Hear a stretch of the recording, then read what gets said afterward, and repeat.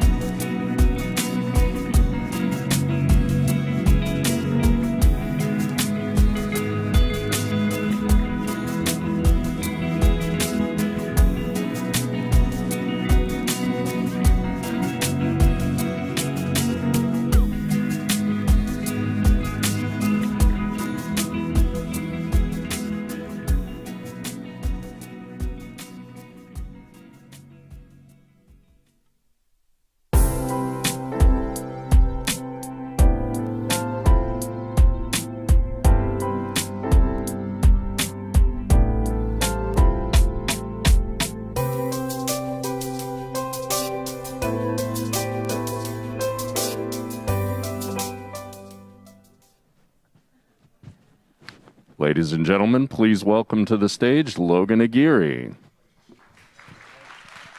Hello, everybody. Welcome to Biz 417's live Ladies Who Launch, our first ever virtual Ladies Who Launch. So glad you could be with us today. For those of you I don't know, I'm Logan Aguirre, President and Associate Publisher at Biz 417, and I am missing all of your faces today. I am so happy those that could join us here in the audience, our sponsors and our speakers, but I have to be honest, taking this thing virtual was really, really hard for me. I am mourning the loss of seeing all of you. With everything we've been through the last few months, this day was really going to give me the energy boost I needed to get through whatever's to come. But the good news is, everything about today is still happening. All the great content, all the inspiration, and we get to be together just virtually. So I'm so glad that you can all be with us. And for those that are joining that maybe have never had the chance to attend Ladies Who Launch, I'm so glad you can be with us today virtually. If you know a woman who should be attending this today, share the link with her and watch together. Our theme today is fearless positivity, and that's what we're channeling today, knowing that it's going to be an awesome day no matter the circumstances. I do want to quickly say a thank you to our mayor and our city council for passing the masking ordinance that went into effect today. And I want you to know that everyone who's here today is following the rules. There are two exceptions that we are taking. One is when we're eating or drinking at our table. And the second is when you are speaking or performing, as long as you can maintain 6 feet of distance. So when you see me or our other speakers up here, know that we are following it closely and taking it very seriously. So today we are live from the Glendalough Convention Center, and we want to thank Southwest Audiovisual for helping us transition this to a live virtual event pretty quickly. They've done an amazing job. So if you did buy a ticket, then hopefully you received the gift bags that our team went all over town to deliver. And I just want to let you know what all is in them so you can follow along with us today. You'll find from Volt Credit Union some inspirational socks. And inclusivity pins, I love them. They say the future is inclusive from BKD CPAs and advisors. There's also a networking sheet that you'll see for every single person that registered. You'll be able to connect with them. That's something you guys have always told us is you want as much networking as possible through this event. So you can still connect with anyone that you want to, just doing it digitally this time. You'll find a spa kit from Mercy, which we could all use a little spa love right now, goal cards to fill out and hang up in your office from Spencer Fain, and a great notebook from Reliable Lexus to take your notes today. There's also a few more surprises in there. If you didn't purchase a ticket, we do have a downloadable swag bag. It's at biz417.com/LWLgift. We're going to be referencing the items in the gift bag all day long, so make sure you download that. I do want to just thank you so much, our advisory board of sponsors. They really help us guide the content and the way the day is going to go. And they have been major troopers this year through all of the changes. Our presenting sponsor, Volt Credit Union, President and CEO Loretta Roney is here with us today. You'll hear from her in just a moment. And she's making it possible for us to hear from our speaker live out of Dallas, Amy Blankson, here at the end of the day. Our newest sponsor, BKD CPAs and Advisors. This is the first year BKD is on board with us, and they have 13 female partners. One of them today is here with us, Erica Smith. You'll hear from her. I also want to say a special thank you to Carly Taft, their marketing business development manager, Rebecca Barrientos, their senior manager, and Laura Neese, also a senior manager, here with us today at the Glendalough Convention Center. Back for a second year is Mercy. Karen Brown, their community engagement manager, is here today. And you'll hear from Sonia Coleman, media relations and communications manager, during our panel. We also want to recognize from Mercy, Lacey Phillips, Director of Quality and Patient Safety, Abby Taylor, Community Engagement and Media Relations Specialist, and Tina Terrell, Director of Operations for Cardiology and Cardiothoracic Surgery. From Spencer Fain, we have Elizabeth Wente, partner, here with us today, and want to recognize two of their associates, Tara Bales and Camber Jones. Finally, Reliable Lexus. They brought the Lexus cars in here today for those of us in the room to drool over. Thank you for being a partner with us again. And a few other key partners that we really couldn't do this day without. One is Groom's Office Environments, who makes our stage look so beautiful and brought in these adorable little dogs. I want one so badly for my office. Sally Hargis with Ozarks Coca-Cola is keeping us hydrated with the new infused Smart Water. You might have that inside your gift bag if you got one dropped off for you. And a shout out to our friends at Rosie and and thank you for all you do to help empower the women of 417 land. So if you had already picked out your amazing outfit today, that's one of my favorite parts of this event is seeing what everyone wears. Snap a selfie with the hashtag 417 Ladies Who Launch so we can all compliment you on how cute you look.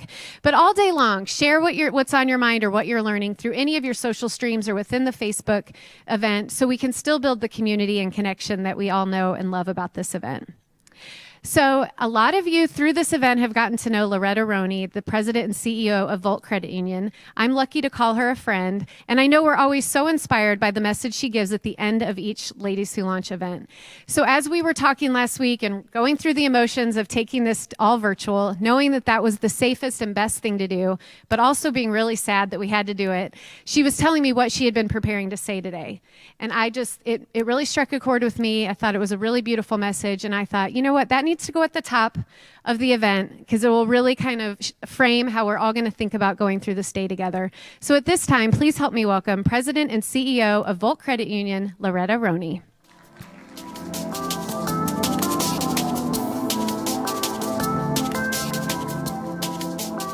Good afternoon, everyone. I'm so excited to be here today, even though it's a little different. There's still a fantastic energy in the room. We are excited again to be the presenting sponsor of Ladies Who Launch for the third consecutive year. Every year, as we start to have conversations around this event, I'm always saying, what am I going to talk about this year? And it doesn't take us very long at Volt to figure out what we're going to do next. Our first Ladies Who Launch, we announced our new name, our new branding strategy, and we put Volt on the map. Last year, we were excited to reveal our new headquarters, and this year we have something very exciting to share as well. 2020 is Volt's 85th anniversary, and we are wanting to do something special to commemorate 85 years of being a strong, homegrown, and local financial institution. We don't have big headquarters and branches across several states. We are here in Springfield and have only been serving this community and the surrounding communities for the last 85 years, and we're pretty proud of that. For a while now, we've been looking to find ways to create a bigger impact in our community. And I can say now, with the help of our friends at the Community Foundation of the Ozarks, we have done just that.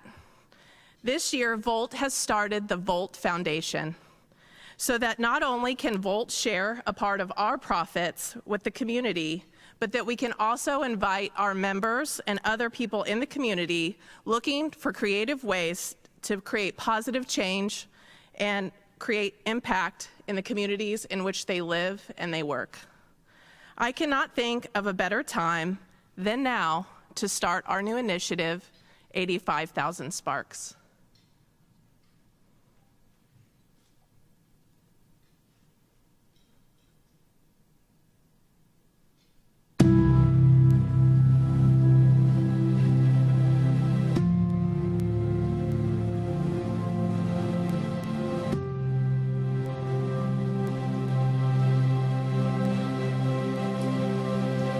One of the main problems that Habitat for Humanity is trying to address is affordable housing. There's a big issue with individuals and families being able to afford a home for their family so that they can be safe.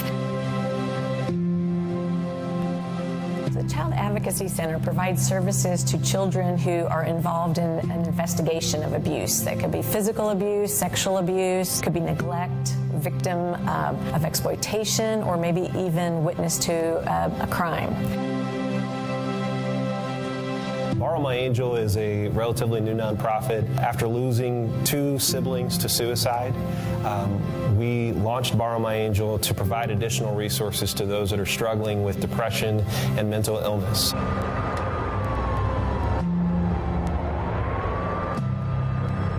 As we continue to grow our organization, we realize that this unfortunate pandemic of mental illness and suicidal crisis is just a problem that continues to grow.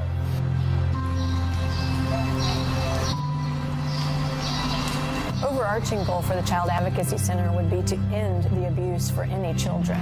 But when they walk through our doors, our hope is that we can get them out of the situation that they're currently in.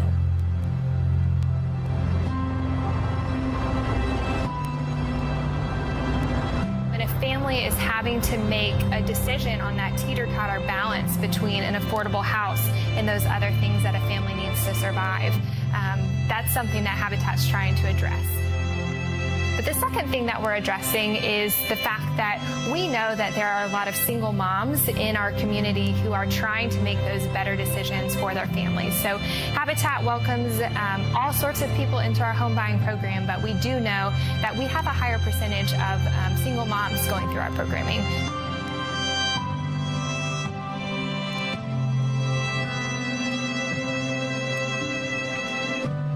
Habitat for Humanity is proud to partner with Volt Credit Union to help empower women, to build strong women, to build confident women, all for Habitat's Women Build program. Working with Volt Credit Union as a community partner has just been an amazing opportunity. They always just jump in with what is needed. Volt Credit Union is a not-for-profit organization, and we not only want to help our members, but we also want to extend that mission out and help our community. Having the courage to step up to the plate, both from our standpoint and from Volt's standpoint, to join forces with us to fight this very, very needed battle to affect this crisis that is happening from the mental health standpoint. In addition, the courage aspect of those fighting and battling depression and suicidal crisis, and the courage that it takes to fight that battle every single day. It's just fantastic to work with somebody who just gives you that much support all the time.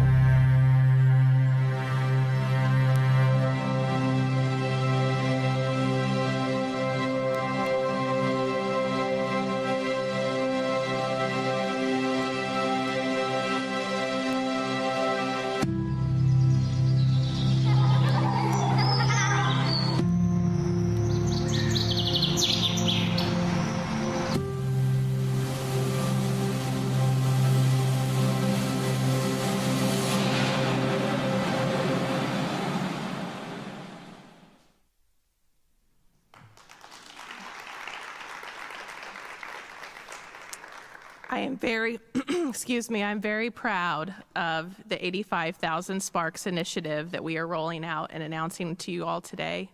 It is another reason and purpose behind what we do at Volt.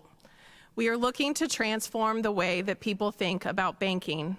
Our plan is to create a path for awareness, both to our members and to our community, that when you bank with Volt, you're not just opening a checking account or getting a boat or car loan, but you are directly creating impact in our community. Our profits don't go to line the pockets of big shareholders or executives at big banks. Our profits are returned to our members and to our community. Right now, our country and our communities are facing difficult and hard decisions. We at Volt want to be a beacon of hope and positivity for our community through these difficult times. As all of you are watching today, you have the power to create a spark. And so we ask you to join in with us today in creating 85,000 moments of impact in our community. As we were thinking about our audience today and the impact we want to create at Volt, I thought back to something that my mentor gave me years ago, which was these pairs of socks. They had such a huge impact on me, even though they were just a pair of socks. And I continued to share those with friends and at my organization, and Volt wanted to share them with you today. For those of you who purchased tickets and got your swag bag, inside you should have found these pair of socks. Notes to Self is a woman-owned company right outside of Kansas City who believes that the words that we say to ourselves matter, and that words can make all the difference. Those socks will say one of the following sayings in your bag. You may have gotten, I am optimistic, I am amazing, I am courageous, I am happy, I am confident, or I am strong. Ladies of 417, I want you to be all of these things and more.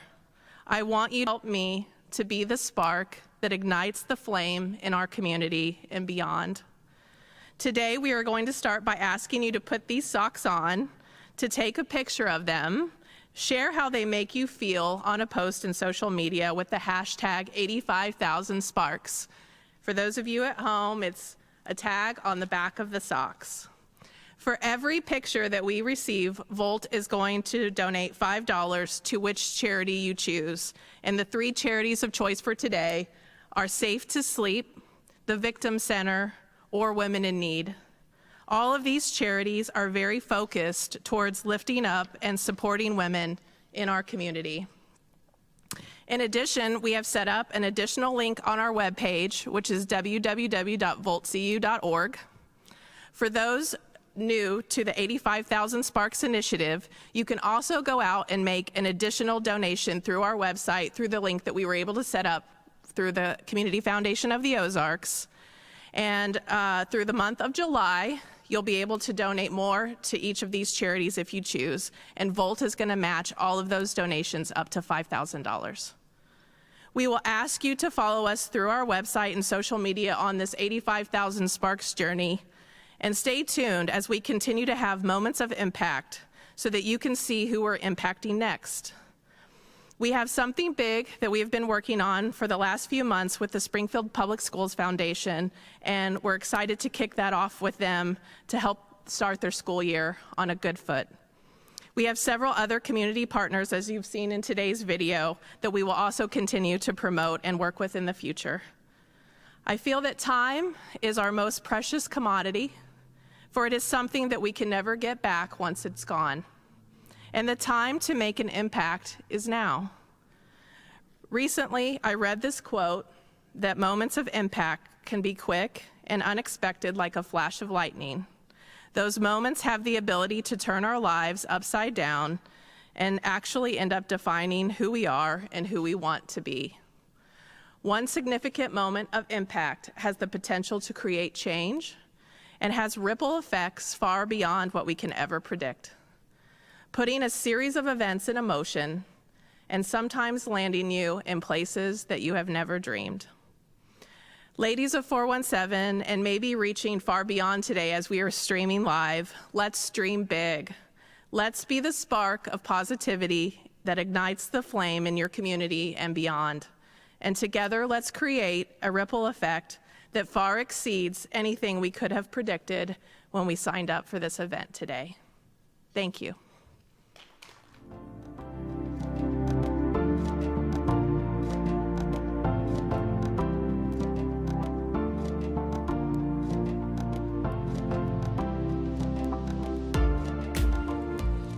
Well, good afternoon, ladies. It is wonderful to see you, and I am honored to be with you today. If there's anything that has been affirmed to me in 2020, it is that you can experience 2 very different emotions all at the same time.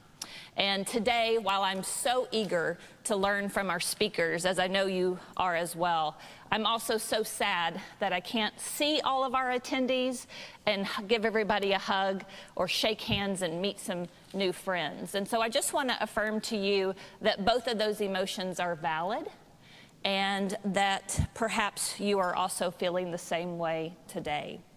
So let's connect virtually during our time together. I'm going to have my laptop set up in back, and I want to see you commenting. As you're listening to the speakers, what stands out to you? What concepts may you be able to apply in your personal life or your professional life? What questions do you have? Say hi to some of your friends that you're seeing online, and I want to listen and connect with you and weave that into our story today. We do have a tight agenda, so we're going to jump right in. Our first segment is sponsored by the law firm Spencer Fane. Elizabeth Winty is a partner in the Labor and Employment Group at Spencer Fane. She is going to tell you a little bit about her organization and also introduce our first speaker. I've had the opportunity to work with Elizabeth in our community and call upon her expertise many times. I've also seen her in action as a mom of 2 very small, cute kids.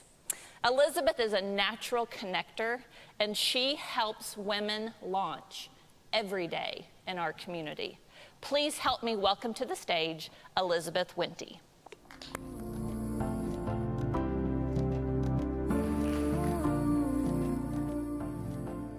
Excuse me. Thank you, Elena. Lesson learned, my mother would be very proud of my large earrings, but they don't work so well with a mask. So just keep that in mind, everyone. As Elena mentioned, my name is Elizabeth Winty. I am a partner with Spencer Fain here in town. And before I jump into introducing our firm and our fantastic speaker, I would like to take a minute on behalf of our firm, and I would anticipate everybody here to thank 417. Pivoting to a virtual event was not an easy decision, I'm sure, but it was absolutely the right decision for our community, and they did it flawlessly. So please join me in giving them a round of applause for all of their hard work. So this is Spencer Fain's third year of sponsoring Ladies Who Launch, and it's always one of my favorite events. For those of you that have been attending this event for a while, you know, you've heard the spiel on our law firm. We are a full-service law firm, which means essentially we have attorneys in practice groups across the firm that can help with any issue that your business might encounter as we kind of face what we can say is a complicated world. We'll just leave it at complicated, okay? So I want to take just a few minutes to introduce a couple of our associates who are not able to be here today. Tara Bales and Camber Jones, who if you have participated in the past, you've heard me maybe embarrass them a little bit, make them stand up and wave at you. But Tara Bales is in our business litigation and labor and employment practice areas, and she really focuses her business litigation on complex contract and tort issues that kind of spread a variety of industries, including construction, retail, banking, manufacturing, and many other industries. As far as her labor and employment practice, Tara handles things from the initial investigation all the way through to a jury trial, and I have to give Tara a shout out. She, along with two of our other partners at Spencer Fain, just won a full defense jury trial in a labor and employment matter this year, which probably doesn't mean a lot to a lot of you, but it's not the easiest thing to do. So congratulations to them and to Tara on her good work. You'll probably also remember that Tara is our resident runner. She was scheduled to run the Brooklyn Half Marathon in May, which obviously did not happen. But I anticipate Tara will do many marathons and half marathons in the future and things that I would never, ever be able to do. So we look forward to seeing what she will accomplish in the future. Camber is in our financial services and banking group. Camber focuses her practice on loan structuring. I don't know anything about banking and financial services, so I have to read this part. Loan structuring, restructuring, bankruptcy, representing debtors and creditors both in and out of court, and insolvency matters. So Camber just welcomed her first daughter. You all might remember, I think I outed her pregnancy last year. But she just welcomed her first daughter, Daphne, and she says enjoying navigating motherhood, working motherhood in COVID. I don't know about you all, but that's not the word I would use for my experience. I am in our labor and employment group. As I mentioned, I am on the preventative side, so I really help employers try to stay out of litigation or stay out of trouble, or if they're going to get sued, put them in the best defensible position. So much of my day, have you all ever played the game Whack-A-Mole or Rapid Fire? That's what my days look like most days. So I learn something new every day, and it always keeps me on my toes. I am also mother to Leo, who will be 7 next week, and Ella Ann, who is 4, and they also keep me on my toes. I did learn a few things about myself the last few months. I'm apparently not a good kindergarten teacher, nor am I a good hairdresser. So don't come to me for those skills. Legal industry I can help you with, but not those. So I want to now turn to introduce you to our fantastic speaker, who I am just completely thrilled about, Miss Nancy Allen. As you all probably remember, I like to get to know the people that Spencer Fain sponsors, and Nancy was kind enough to take a call with me last week and gracious enough to understand that I was multitasking. So I'm walking the dog, I have Ella Ann with me, and I'm talking on the phone to Nancy, and she was just like a warm cup of coffee. She was so gracious and so authentic and so understanding. I can't believe I haven't crossed paths with her before, because she is also a native to Springfield.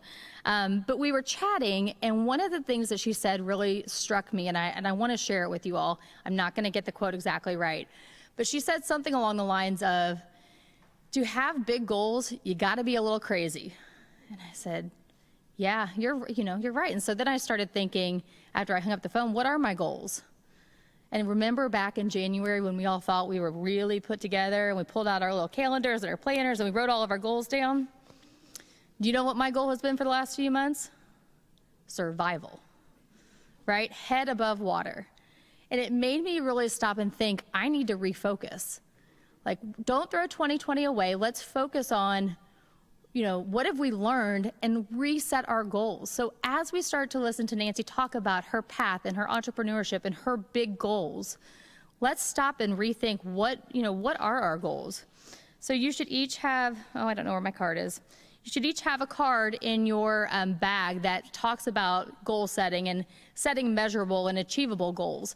And I encourage you to take that card and think about it as you're listening to Nancy after we chat with Nancy, and reset for 2020. Let's make the best of the last 6 months of this year with everything we have learned so far.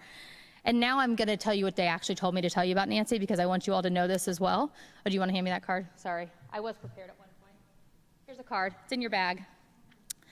So Nancy is a best-selling author. She practiced law, so she's also, maybe we'll call it a recovering attorney.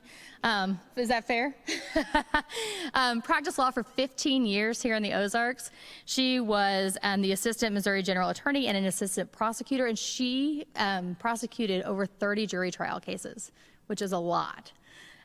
She is just a jewel of the Ozarks. She also taught at MSU for 15 years, teaching classes on law. And she is an author. So she wrote the Ozark Mystery Series, which features Elsie Arnold. And she also wrote a #1 bestseller with James Patterson, co-authored it with him, called Juror Number 3. And for those of you that are virtual, you can't see the bags under my eyes, but I downloaded Juror Number 3 and I've been listening to it, and I go to bed early. I couldn't turn it off last night at about 11:45, so excuse the bags. It's fantastic. I highly encourage you all to listen to it. She's also working on her next book with James Patterson. So please help me give Nancy a very warm welcome to the stage.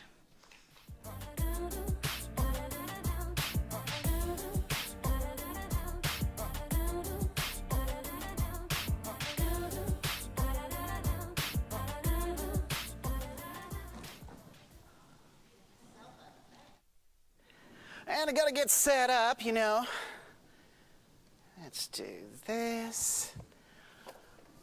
It seems like it shouldn't be such a to-do for me to say how very, very excited I am to be here. So happy and so glad, and thank you, Elizabeth, for that lovely, lovely introduction. Here I have my wad of Kleenex in case I really get going with the adrenaline and start sweating. I am prepared. But what I want to do today is I want to talk with you a little bit about my career path. Is that all right, what I've done here? Is that okay?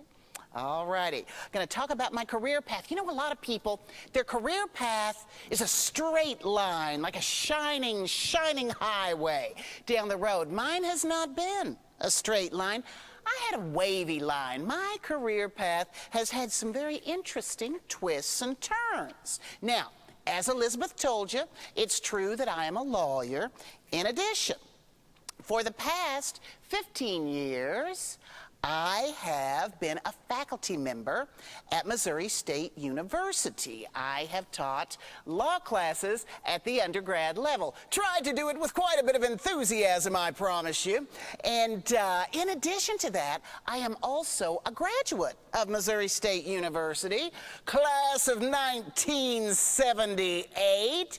Seems like only yesterday. But now, primarily, my primary occupation now is that I am an author.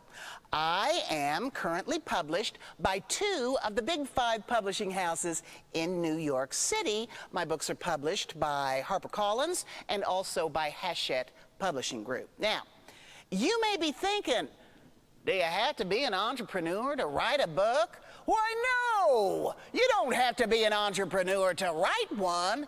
You want to sell one? Then yes. Yes, you absolutely do.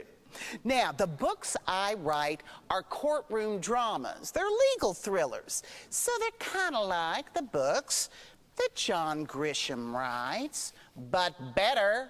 So much better. A St. Louis reviewer said in his article that my books are John Grisham meets Dan Woodrell. Oh, I liked hearing that, because we all know John Grisham is the king of the legal thriller. And Dan Woodrell, Winter's Bone, well, he's the king of hillbilly noir. So all I ask is I want to be queen. I want to be the queen of the hillbilly noir legal thriller. Not too much to ask. Now, my writing career began with a book entitled The Code of the Hills. And The Code of the Hills is the first book in HarperCollins' Ozarks Mystery Series. You know my educational background by now. I went to Mizzou for law school after getting my undergrad degree at Missouri State University, which means I didn't get a Master's of Fine Arts in a fancy school in the Ivy League on the East Coast. I didn't attend the Iowa Writers Workshop, which is so famous for producing writers, which meant that once I wrote that book, I didn't get a publishing contract because I had so many contacts and friends in the New York publishing industry. No, that wasn't how it worked for me, because I went to SMS, where I had one creative writing class in 1977, and then law school, and then practicing law, and then teaching law at the undergrad level. But I always wanted to write a book, and so about 8 or 9 years ago, I wrote one, and this is it, The Code of the Hills. Now, one significant way that I differ from John Grisham, my main characters, my protagonists, they are always female. In fact, James Patterson asked me when we started on our second book together, he said, well, you want the protagonist to be a man this time? And I said, oh, I think there are enough books out there about men. So, I star women exclusively. And the star of Code of the Hills is Elsie Arnold. And Elsie is a young assistant prosecutor in a fictional county in the Missouri Ozarks. What HarperCollins liked about Elsie, she's not perfect. She's not a perfect protagonist. Elsie is not Superwoman. You don't see nearly as many female heroes as men in the suspense and thriller genre, but when you do see a woman hero, they tend to be kind of one-dimensional, in my opinion. They're always perfect, perfectly perfect in every way. They're always brilliant, the brilliant medical examiner or the brilliant FBI agent. They never make mistakes, and those women, I'm telling you, they never eat. Oh, maybe a salad. They might pick at a salad. And they're always exercising. When they get stressed out by their really stressful job, they strap on running shoes and they run for 10 miles. My character, Elsie, she's not like that. Elsie is not perfect. She is flawed. She has feet of clay. She cusses like a sailor. And Elsie eats, not salad. Never salad. No salad appears in any Elsie book in the Ozarks Mystery Series. Because at eating time, Elsie pulls into the Sonic Drive-In for a foot-long coney dog, gets a side order of tots, does wash it down with a jumbo Diet Coke. And when Elsie gets stressed, does she run? Does she run? Yeah! She runs to the nearest bar room where she slams beer like a frat boy. She makes mistakes in her personal life and in her professional life. She makes mistakes that could threaten the outcome of her case. But even though she is a mixed bag, her heart is in the right place, and she is passionately dedicated to seeing justice done in her neck of the woods, and her neck of the woods is the Missouri Ozarks. So, In the first book in the series, Elsie handles a very difficult sex case, a case where a man is charged with raping his daughters. It also explores the generational patterns that occur with that kind of abuse. And did I have the background to write that book? Yeah. When I graduated from Mizzou Law School and I came back to Springfield, Mo, in the summer of 1981, I was the only woman in the Greene County prosecutor's office. You see, I was one of that first handful of female attorneys breaking into the legal profession in Springfield in the early 1980s. So since I was the only woman in felony prosecution, they assigned me the sex cases. They gave me the sex cases. Here! We got a woman. You're a woman. Take the sex cases. So as a trial attorney, I cut my teeth on incest. And it's no secret, we have a terrible lot of incest in the Ozarks. Greene County has the highest rate of sex crimes involving children in the state of Missouri. That was true in the 1980s. It's still true today. And I am so thankful for the good work that is done by the Victim Center, and so proud that they are one of the beneficiaries of this program today, because we need everything the Victim Center does. So while I was handling all those terrible cases in my 20s, I thought, I ought to write a book about this. But over 30 years passed before I finally picked up the pen, and that book was The Code of the Hills. So I wrote a book, started it on January 1, finished it the end of June. You know, a lot of people write a book. I'll tell you, it's easier to start one than it is to finish one. And here's a secret: the hard part is the middle.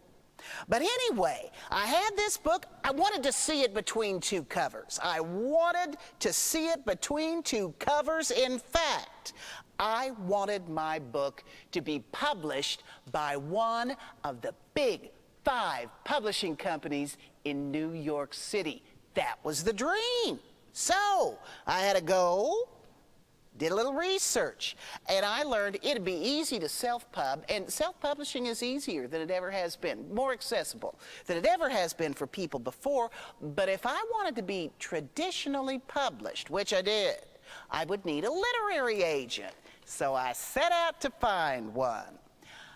It took 10 months to find my first literary agent, 6 months to write the book.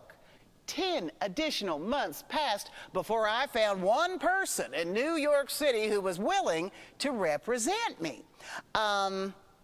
You know, when I first started looking for an agent, I was checking out resources on the internet, and authors would have websites and they'd tell their story, how it worked out for them. And one such author was Stephanie Meyer. I don't know if you remember her still, but you used to know Stephanie Meyer. She wrote the Twilight books. My daughter was a big fan. And so she told the story on her website, and she said, I had an idea. I wrote a book. I sent out 19 query letters to literary agents. One landed with the rock star agent at Writer's House. She signed me. She took the book out. She got me a $1 zillion deal. She sold the film rights. It took 2 weeks. That was not my experience. Not my experience. In the 10-month period that I was hunting for a literary agent the first time, I sent out so many query letters. I lost count of the number that rejected or ignored me. It was way over 100. It had to be 200. 200 literary agents said no. I was rejected so many times that an ordinary person might have started to feel discouraged. But you know, all that rejection made me insanely determined.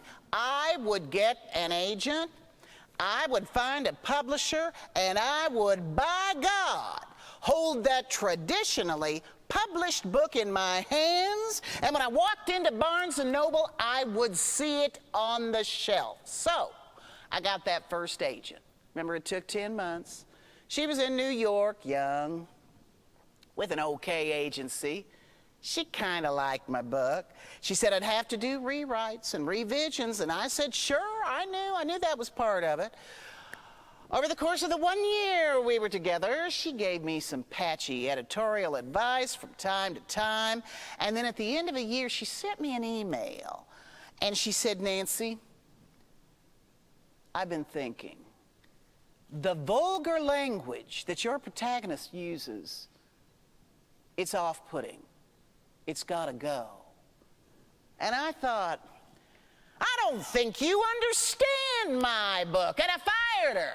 I fired her that very day. And in so doing, I broke one of the many unwritten rules there are for writers. One thing is authors can never, never, never fire an agent, because what if you never find another one? Yeah, I took that rule. Boop! Okay. So I fired her.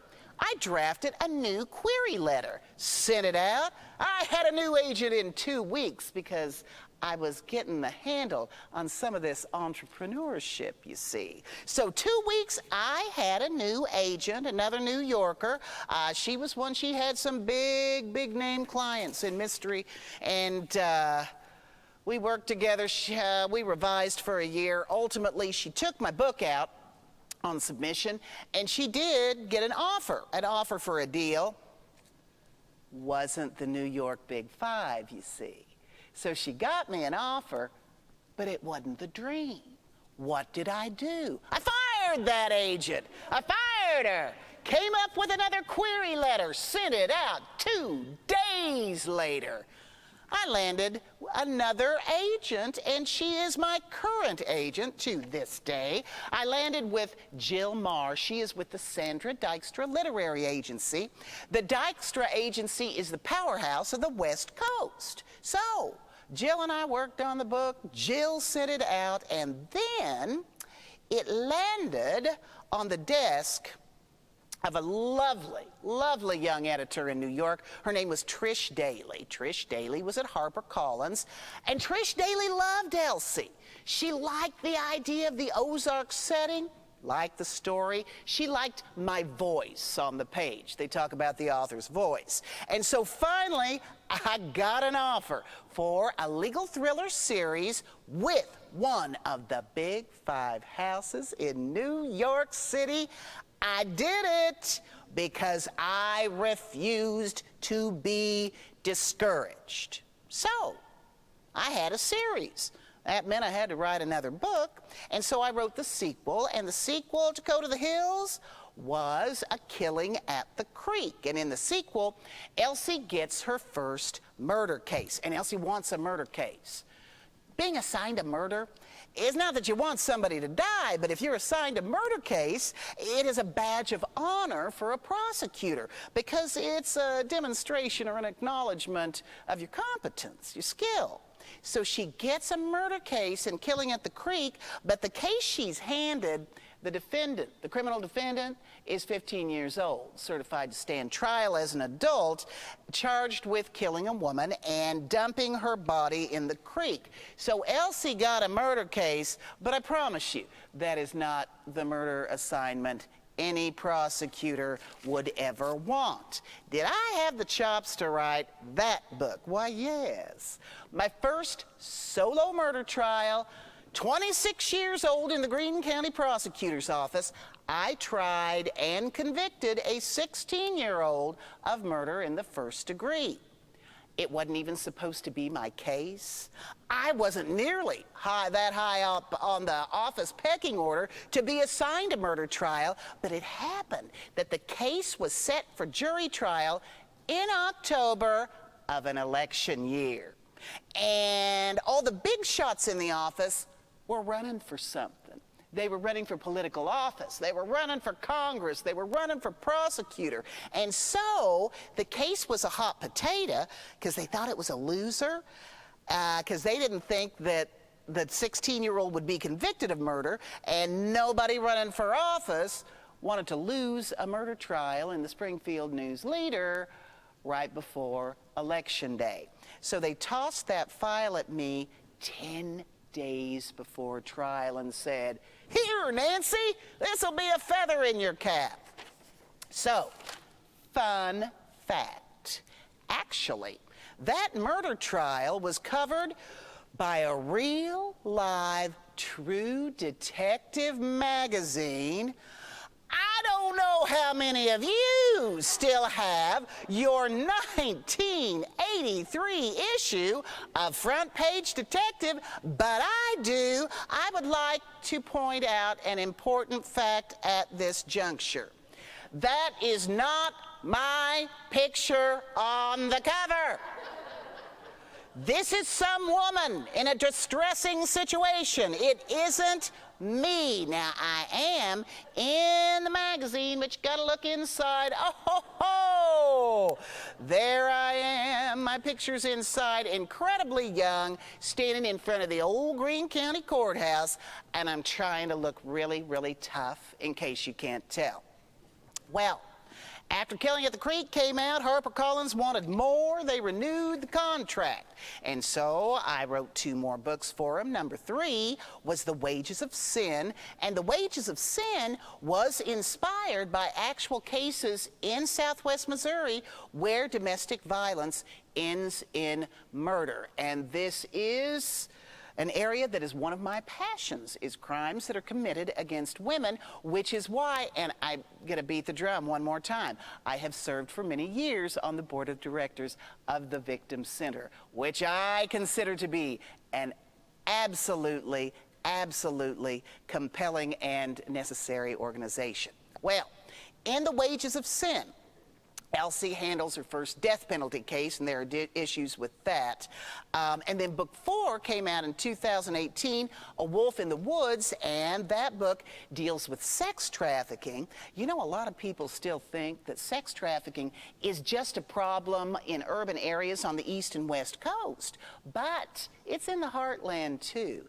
It is already here, and our children in the heartland and our teenagers are vulnerable to this insidious crime, and the internet has given criminals a pathway to our young people. So the book explores that. So, right after I turned in the 3rd book to my editor, Trish, at HarperCollins, she called me on the phone and she said, "Nancy, I am leaving HarperCollins." And I said, "No, don't go." I was really sincerely distressed because I loved Trish. I adored her. She was the one who opened the door to me at HarperCollins. It was Trish that got my books between 2 covers. She got me behind the Iron Curtain of New York publishing. And so I was very distraught until 2 weeks later, she called me again, and she said, "Nancy, I'm at my new job. I am in the James Patterson division at Little Brown, and Mr. Patterson would like to write a book with you if you're interested in writing a book with him." And I said, "Yes." James Patterson's king. James Patterson is the best-selling author in the world. He sells more books than anyone. He sells more than Stephen King, more than Dan Brown, more than Lee Child, more than John Grisham. And there is an entire division of Little Brown that is devoted to Patterson alone, because Patterson is responsible for 1/3 of the Hachette Publishing House's overall annual sales. I said he's king. At Hachette Book Group, James Patterson is God. So, when Trish came on board, she just arrived there and they had a meeting, and Patterson said, "I want to do a legal thriller. I want to set it in the South. Have a young female protagonist. Anyone have an idea who I might work with?" And Trish went, and the rest is history. So, thank you, Trish. Hello, juror number 3. Okay, this is braggy.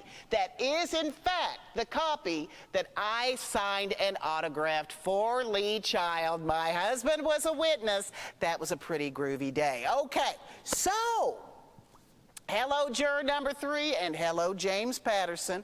Patterson and I, we worked on juror number 3 for a long time, and then even once it was complete and ready to go, Little Brown kept bumping around the publication release date because everything had to work around the president is missing that year, the Bill Clinton, James Patterson book. But finally the day came. Juror number 3 was released on September 10, 2018, and it instantly hit number 1 on the New York Times bestsellers list. Thank you.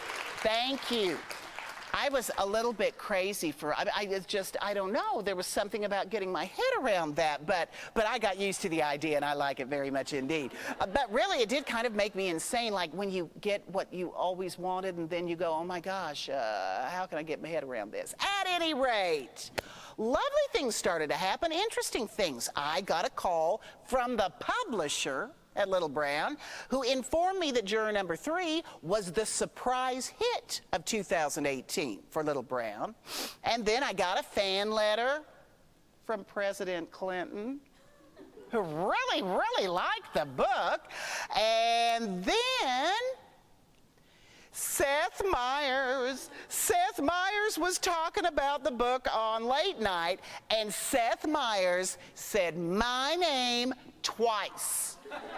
Twice on late night, Seth Meyers. I think I'm in love with him. Okay, so then, one day after all that went on, I was at home, actually I was in the bathroom, and the phone rang and my son was there and he said, Mom, James Patterson's calling you on the landline. And I said, he is not. Stop it. Well, he was. He was. And he was calling because he wanted to suggest that we work together more and do another book. So, Jim and I call him Jim now. We wrote another book together in another legal thriller in 2019. It is entitled Power of Attorney. He's got a bunch of books to get out, so it's going to be released in 2021, I think in the summer. That's really hot when they let you go out in the summer, so grateful to hear it and glad to hear it. And currently, we are writing our 3rd legal thriller together right now as we speak, except of course that I'm here with you today, so I'm not doing a bit of work on it today. But anyway, it is a lovely, lovely partnership. And it seems like a long time ago that I was a woman with nothing but a dream and a manuscript who had 200 rejections from all those literary agents across America who would kill to represent me now.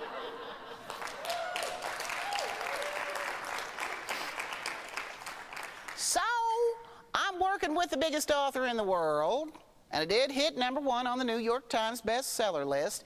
And when I go to Barnes & Noble, I promise you, my book is on the shelf. So who could ask for anything more? Me, I wanted Hollywood. You know I want Hollywood, right? So my literary agency is the Big House in Southern California. So after Code of the Hills and Killing at the Creek came out, they told me that their Hollywood guy would be pitching it around town, and I was just ecstatic. And so I got in touch with the guy. His title is, he's my literary manager in Hollywood, and I said, tell me everything that's going on. I want to talk all about it, and he told me nothing. He gave me no information whatsoever, and he did give me a 1-sentence response, and it was this: I'll be in touch when there's news. Yeah, that didn't work for me.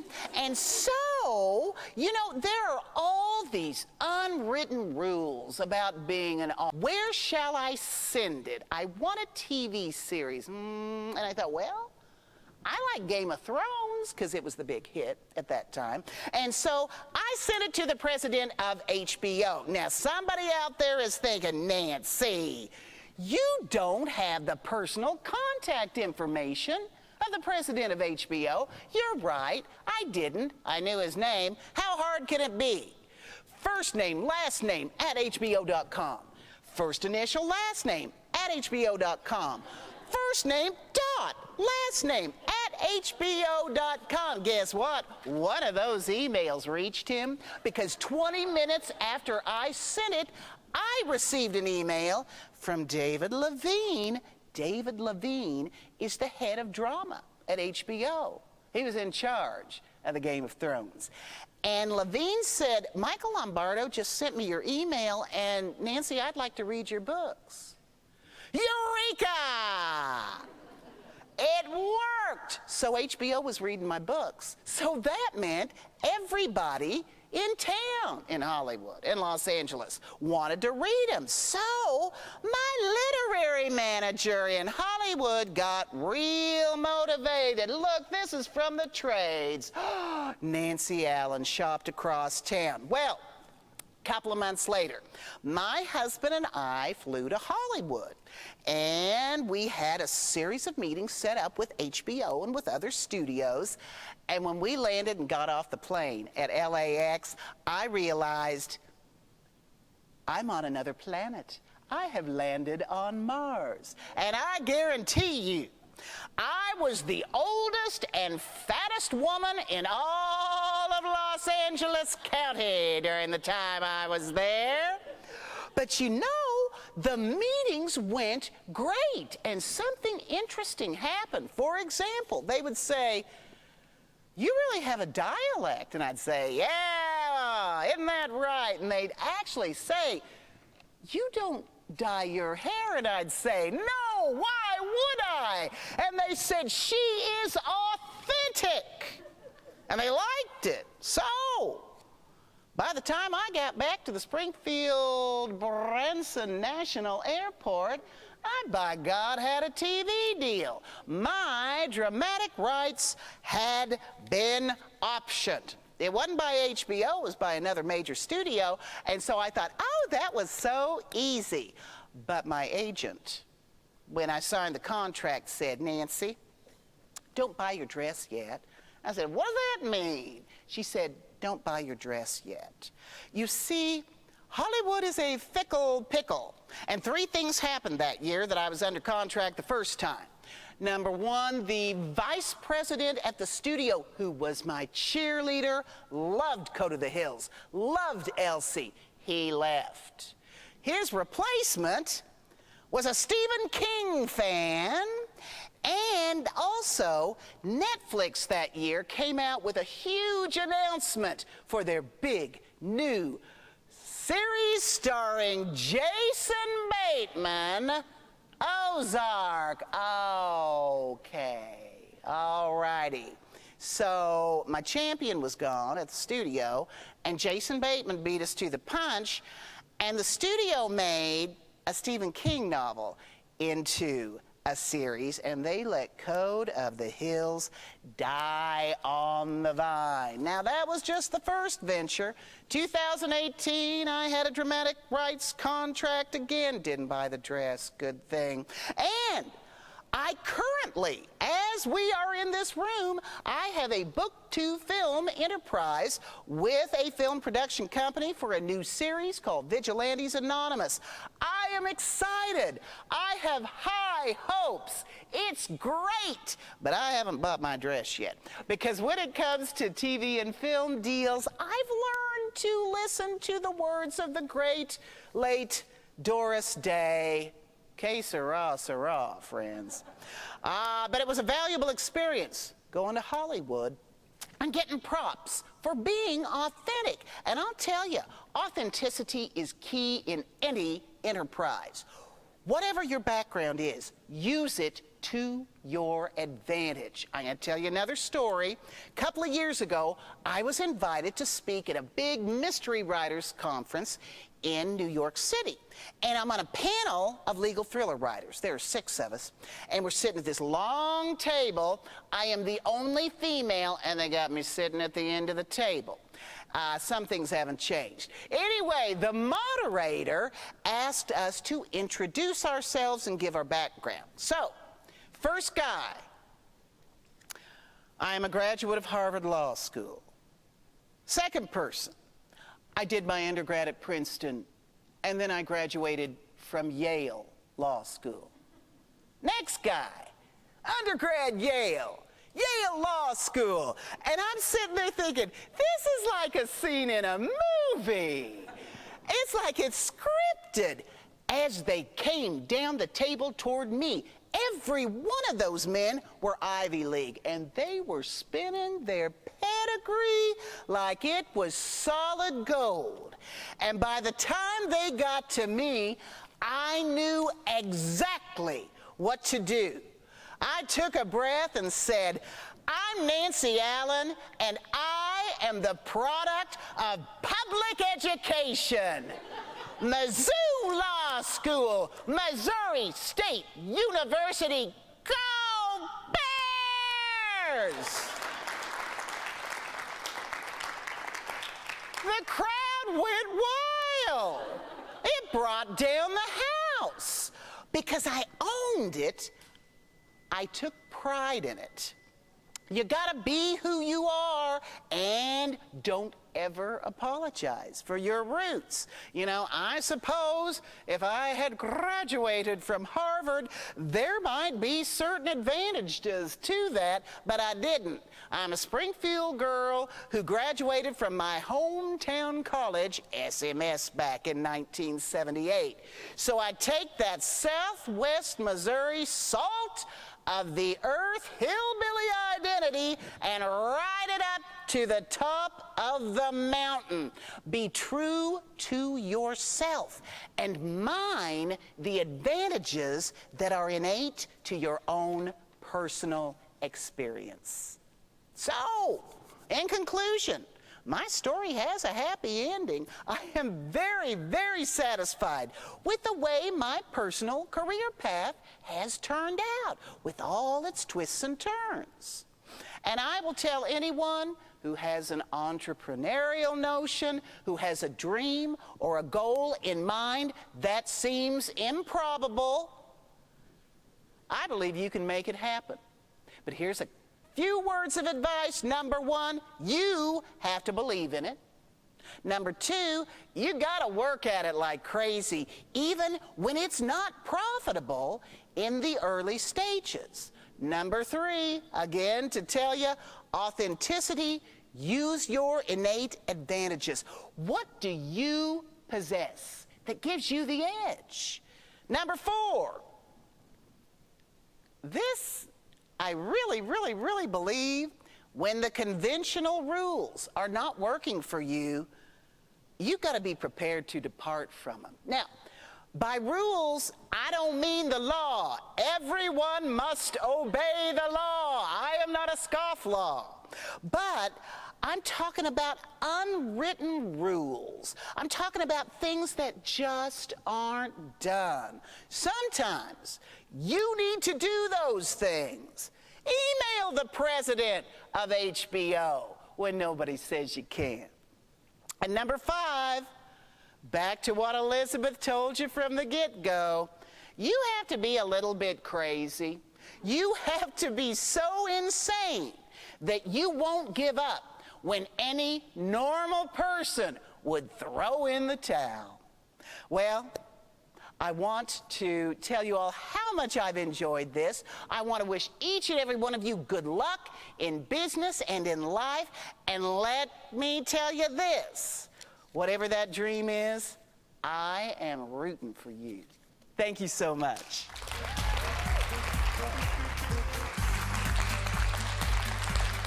Yes, let's give Nancy a hand. Nancy is incredible, and we've just witnessed this. I also believe she could be a theater teacher. Very captivating. Did anybody else think that while you're listening? She reminds us that in life, it isn't a straight line, that you persist until you find someone to be a strong advocate for you, and that rejection, it will not kill you. In fact, it may revive you. A couple announcemements before we take our break. For those of you who are watching online, if anybody's having Facebook trouble, you can also join us on Biz 417's YouTube channel, and that will be an easy way to connect. It's time for our first break, and before we break, I want to remind you to check out your gift bags. I am so excited that I got the courageous Volt socks. I will be putting them on because I'm always freezing, okay? And we want you to show us your socks, show us the other items, and be sure to use the hashtag 417LadiesWhoLaunch and post your pictures. It's break time. We'll see you in a few minutes.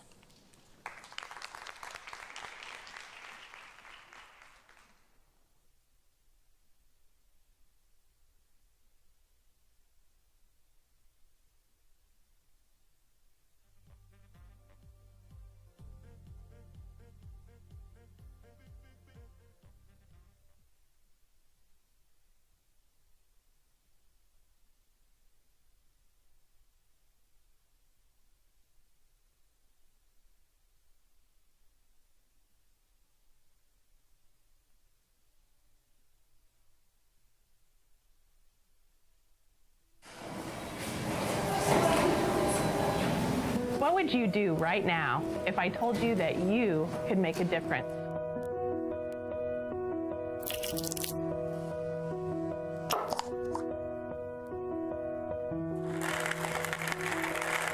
What if I told you where you are right now in your life isn't restricting your passion, it's where you can start your dream? Your dream of moving into that brand new house, or becoming the next big singer, or a painter, or starting your very own coffee company. And maybe, just maybe, you want to help others.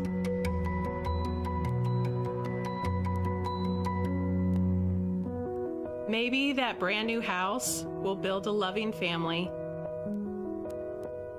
Maybe your soothing voice or your beautiful artwork will be seen and heard by millions. And maybe it will give someone an outlet to escape. And maybe the money from all of those coffee beans will go on to give someone shelter or a helping hand. Maybe your project, your art, your dreams are possible.